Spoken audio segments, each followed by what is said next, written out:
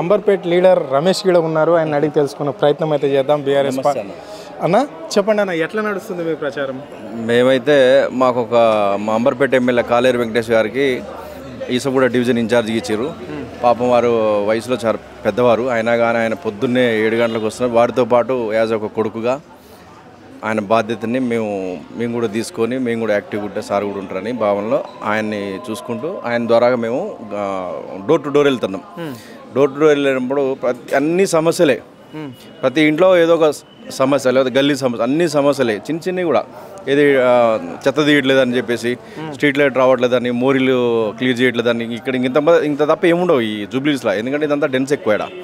ఎందుకంటే మా ఊళ్ళో అయితే పొలాలు నీళ్ళు రావట్లే, లేకపోతే అగ్రికల్చర్ ఆఫీసర్ రావట్లే, ఎంఆర్ఓ రావట్లే అని చెప్తుండే. అవన్నీ లేవు ఇక్కడ. జస్ట్ ఇక్కడ ముందు చిన్న చిన్న ఈ లైట్లు, స్ట్రీట్ లైట్లు, సీసీ రోడ్లు, డ్రైనేజీలు, ఇంకేందో చిన్న చిన్న ప్రాబ్లమ్స్ ఎక్కువ చెప్తున్నారు. అంటే కంప్లీట్గా అడ్మిషన్ వ్యవస్థ అంటే municipal, greater Hyderabad municipal officers కానీ వాళ్ళు కానీ ఎవరు రావట్లేదు, ఎవరు ఏమి చేయట్లే. చెత్త గిత్త అని ఆయన అంటే మేము దిగిపోయి 3 ఏళ్ళు అవుతుంది. ఇంకా చెత్త పెత్తాడు వాళ్ళకి అవకాశం ఇస్తే రాక ఒక అవకాశం వచ్చింది, సద్వినియోగం చేసుకోవాలి కదా. అది లేదు, ఇది లేదు, ఏం లేదు. టోటల్లీ మొత్తం ఎట్లా అంటే బూతులు ఎవరికి చెప్పుకోలేము. ఇళ్లలో కూడా ఆయన ఏదైనా మాట్లాడితే అడ్మినిస్ట్రేషన్ వ్యవస్థ అవి మాట్లాడుకోవాలి. కానీ కేసీఆర్ గాడు అంటాడు, కేటీఆర్ గాడు. నిన్న మొన్న కిషన్ రెడ్డికి ఏదో మొత్తం ప్రెసిషన్లో పోయిండు. బొక్కేం కాదు, బొచ్చేం కాదు, అవి చూపిస్తాడు. అవి పిల్లలు చూపించలేము. ఈయన మన ముఖ్యమంత్రి అనేది మేము చూపించలేము. వాళ్ళు ఫెయిల్యూర్ మీరు ఫెయిల్యూర్ అని మాకు చెప్తున్నారు. వాళ్ళతో అయ్యేది పీకేది ఏం లేదు. అర్థమైపోయింది. సీన్ సితారా అవుట్. 50,000 మెజార్టీ పక్కా మాకు డన్. Okay, right. మరి ఇక్కడ బీజేపీ పార్టీ కూడా ఉంది, అదేమో సెంటర్లో అధికారంలో ఉంది, ఇక్కడ స్టేట్లో కాంగ్రెస్ పార్టీ అధికారంలో ఉంది. మరి ఏ ధీమతోటి మీరు మా అభ్యర్థి 50,000 60,000 మెజార్టీతో గెలుస్తుంది అని అంటున్నారు? వాళ్ళే 6 గ్యారంటీలను కాంగ్రెస్ వాళ్ళేమో అమలు అవుతున్నాయి, మేము ఇస్తున్నాం ప్రజలకు, ఆ గ్యారంటీలను చూసి మా కోట్లు వేస్తారని వాళ్ళు ధీమా వ్యక్తం చేస్తున్నారు. ఇక్కడనేమో ప్రైమ్ మినిస్టర్ నరేంద్ర మోడీ చేసే అభివృద్ధిని చూసి ప్రజలు మాకు ఓట్లు వేస్తారు అని చెప్పేసి బీజేపీ పార్టీ చెప్పుకుంటుంది. మళ్ళీ ఇక్కడ నిరుద్యోగులు మాకు అన్ని పార్టీలు అన్యాయం చేసినాయి కాబట్టి యావత్ ప్రజలు మా వైపే ఉన్నారని చెప్పేసి వాళ్ళు కూడా ప్రచారం చేస్తున్నారు. నిరుద్యోగులు ఎక్కడైతే ప్రచారం చేస్తున్నారో అక్కడ టార్గెట్ చేసి నిరుద్యోగులను ఈ ప్రధాన పార్టీ నాయకులు మాత్రమే టార్గెట్ చేసి వాళ్ళ మీద కేసులు, దాడులు చేస్తున్నారు. ఎవరు ఇది అంటుండి ఎవరు నడిపిస్తున్నారు, ఎందుకు చేయవలసి వస్తుంది నిరుద్యోగుల పైన? ఇప్పుడు డబ్బున్న అది అహంకారం ఎక్కువ ఉంది. మేము ఏమైనా చేయగలుగుతాం అనేది వాళ్ళ ధోరణిలో వాళ్ళు ఉన్నారు. మా ధోరణి ఏంటంటే రింగ్ రోడ్ తెలుసా, ఎడిపోయినా ఒక దగ్గర తేరుతుంది. అట్లనే మేము ఏం పని చేసినా ఏది చేసినా అల్టిమేట్గా మాకు కేసీఆర్ గారు ఉన్నారు. కేసీఆర్ గారిని చూసి ప్రజలు ఎన్నుకుంటారు. ఎందుకంటే దివంగత ఆయన మన మాగంటి గోపినాథ్ గారు కూడా ఆయన మస్తు ప్రజాసేవ చేసిరు. వారిని చూస్తారు, సునీతమ్మ గారిని చూస్తారు. వారికి మాత్రం పట్టం కడతారు. ఈసారి 50,000 మెజార్టీ పక్కా వస్తుంది. మాకైతే 50,000 మెజార్టీ 100% వస్తుంది. మరి ఇక్కడ ముఖ్యమంత్రి కూడా మరి ఆయన ప్రచారంలో మీ వర్కింగ్ ప్రెసిడెంట్ని కేటీఆర్ను టార్గెట్ చేసి మాట్లాడుతున్నాడు. ప్రజలకు కనిపిస్తే కేటీఆర్ను చెట్టుకు కట్టేయాలి అని చెప్పేసి, కేటీఆర్ను చెట్టుకు కట్టేయాలి అని చెప్పేసి అంటున్నాడు. మరి దీన్ని ఎట్లా చూస్తారు మీరు? ఎవరు చెట్టుకు కట్టేస్తారో, ఎవరు ఊరి తీస్తారో, ఎవరు ఏలాడ తీస్తారో అనేది 11 నాడు తెలుస్తుంది. ఎందుకంత తొందర? ముందుంది ముసళ్ళ పండుగ. ఒక అవకాశం ఇచ్చిర్రు తెలంగాణ రాష్ట్ర ప్రజలు. ఏదో గుడిలో మేళలాగా ఒక అవకాశం ఇచ్చిర్రు.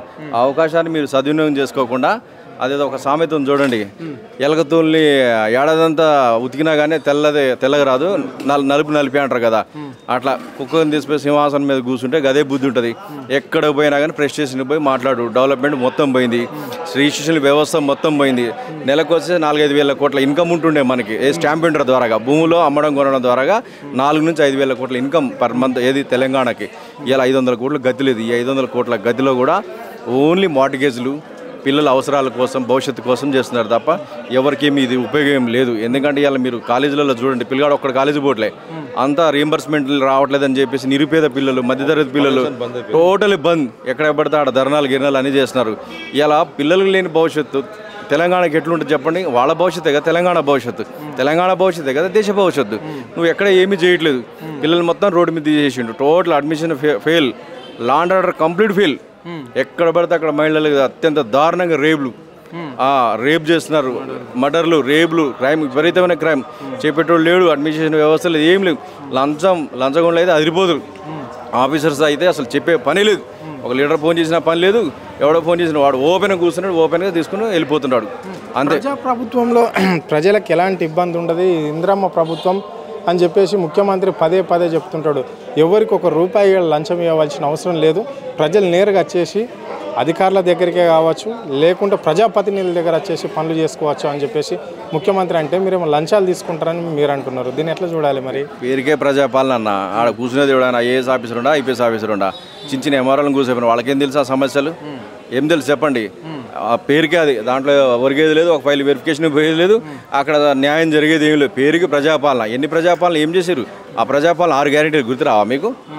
6 గ్యారెంటీలు లేవు అందులో. 6 గ్యారెంటీలో ప్రజాపాలన పెట్టవచ్చు కదా, అవి ఇవ్వచ్చు కదా మీరు. అవి ఇవ్వకుండా ఏదేదో చుట్టుకోవచ్చు. లాస్ట్ కేటీఆర్ మంచోడు కాదు, కేటీఆర్ గాడు, కేసీఆర్ గాడు అవి చెప్పి ఏదో మసిపూసి మారేడుకాయ చూసి ఇది చూస్తారు. ఈ జూబ్లీస్ ఎలక్షన్ అనేది ఒక జూబ్లీస్కే కాదు, ఇది తెలంగాణ రాష్ట్ర ప్రజలకు మంచి అవకాశం. నువ్వు చేసింది ఇప్పుడు దీనివల్ల గెలిచిరు అనుకో, ఎగ్జాంపుల్ వాళ్ళకు ఉపయోగం ఏముండదు అంత పెద్ద. మనకైతే 6 గ్యారెంటీ ఇవ్వలే, ఈసారి నెక్స్ట్ అయితే మాకు ఇదన్నీ ఈ 6 గ్యారెంటీలు అమలయ్యే ఛాన్స్ ఉంటుంది. 100% ఈ ఎలక్షన్ అనేది 4 కోట్ల మందికి ఎదురు చూస్తున్నారు. ఇది గినక మేము బంపర్ మెజార్టీతో గెలుస్తున్నాం. వాళ్ళకి మంచి చురుకుని అంటే 6 గ్యారెంటీలు కూడా సక్సెస్ఫుల్గా అమలు పోయేట్టుగా మేము చేస్తాం. అది ఖచ్చితంగా వాళ్ళు చేసినా చెప్పి మేము ఖచ్చితంగా చేస్తాం. చివరిగా చెప్పండి అన్న, అంటే ఇక్కడ నవీన్ యాదవ్ నామినేషన్ రోజే కాంగ్రెస్ అభ్యర్థి గెలిచిండు అని చెప్పేసి చిన్న క్యాడర్ అనుకుంటున్న మాటలు, అంటే అక్కడక్కడ ఓటర్ల దగ్గర కూర్చొని కూడా వాళ్ళు అనుకుంటున్న మాటలు. ఎందుకంటే దాదాపుగా 3,90,000 ఓటర్లు ఈ జూబ్లీస్ కాన్స్టిట్యున్సీలో ఉంటే 1,00,000కు పైగా నవీన్ యాదవ్ మెజార్టీ నామినేషన్కి వచ్చారు కాబట్టి 100% గెలిచిపోయిండు అని చెప్పేసి వాళ్ళు అనుకుంటున్న మాటలు ఇవి. దీన్ని ఎట్లా చూస్తారు? ఇది నిజమేనా? ఇది గ్రౌండ్ లెవెల్లో అలాంటిది ఉందా? మీరు ప్రచారంలో భాగంగా చూస్తున్నారు కాబట్టి అలాంటిది ఏమన్నా కనిపిస్తుందా? ఇప్పుడు మేము కేసీఆర్ గారు తయారు చేసిన సైనికులు ఇటువంటి మీటింగ్లు అవి మేము చాలా చూసినాం.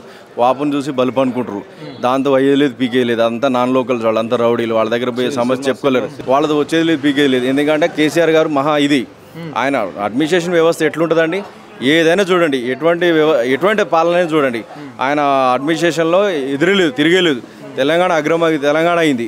దేంట్లో వ్యవసాయంలో కానీ, వాటర్లో కానీ. ఇవాళ వాటర్ లేదు, హైదరాబాద్కి వాటర్ లేదు, గ్రౌండ్ వాటర్ మొత్తం ఫెయిల్, గ్రీనరీ మెయింటెనెన్స్ పోయింది, అడ్మిషన్ మొత్తం పోయింది, టోటల్ ఫెయిల్.